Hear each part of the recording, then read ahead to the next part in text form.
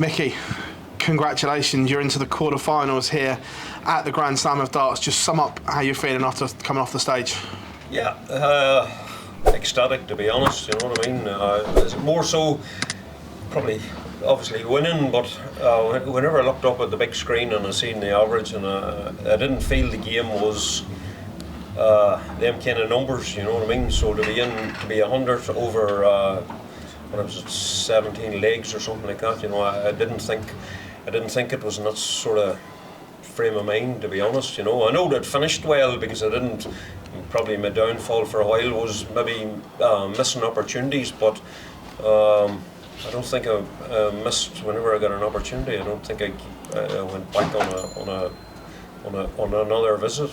First time into a TV ranking quarterfinal. What's that like? And did you think this was possible when you went to the qualifier?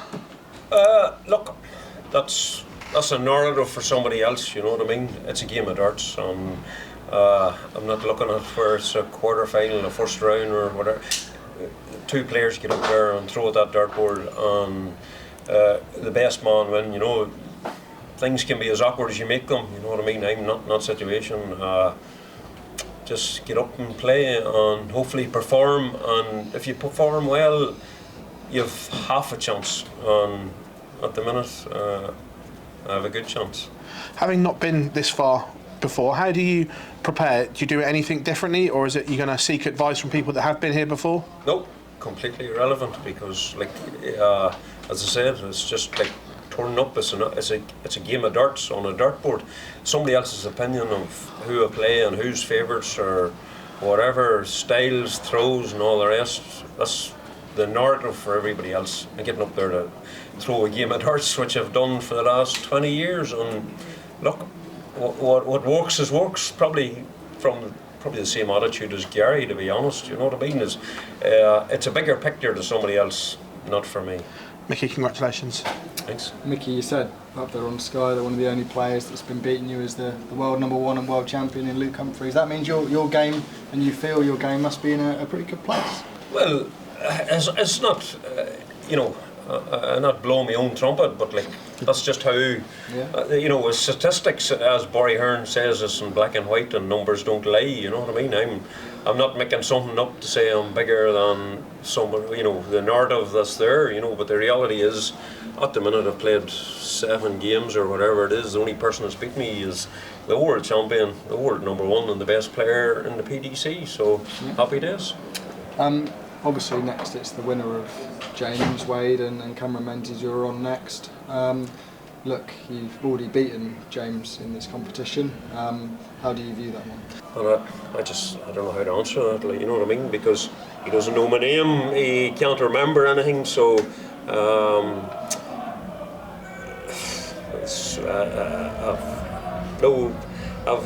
what happens with James Wade? Really. I've no answers for it, you know what I mean? He doesn't remember my name, he doesn't remember me beating me, so whatever happens. You guys was talking to him more than I am, but like he couldn't remember my name 3 days ago, so he'd probably not remember me beating him. So I don't know. We'll leave that there, Micky. Cheers. Micky, in the next round it's going to be a best of 31, first of 16 legs. It's a format that you've not played before. Do you do anything differently there to prepare for such a long format match?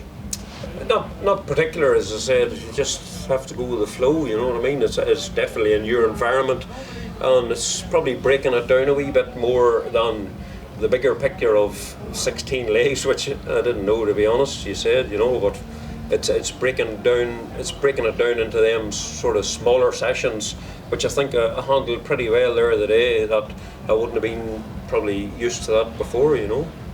A lot of people, when they're closing in on breaking new ground like you was in that match, they can try to maybe lose concentration, but you seem really in the zone. And on the 167, I think it was, you had a shot potentially at the bullseye, and the crowd was egging you on, and you ended up throwing it in a Big Ten.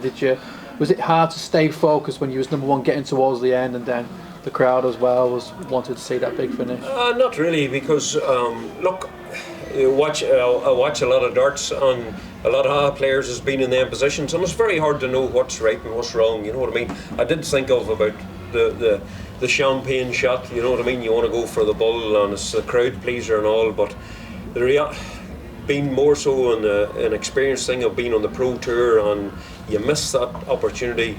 First thing a man walks in and he hits 180. You know what I mean? So, and if you hit a bigger number outside at 25 or something, you're under real pressure. So I was gambling with my ability, and whatever he had my mind was totally focused on. I knew I was walking in with 3 darts and double top to close that leg out. You know. Micky, a big well done on the win. Thanks very much. Thank you.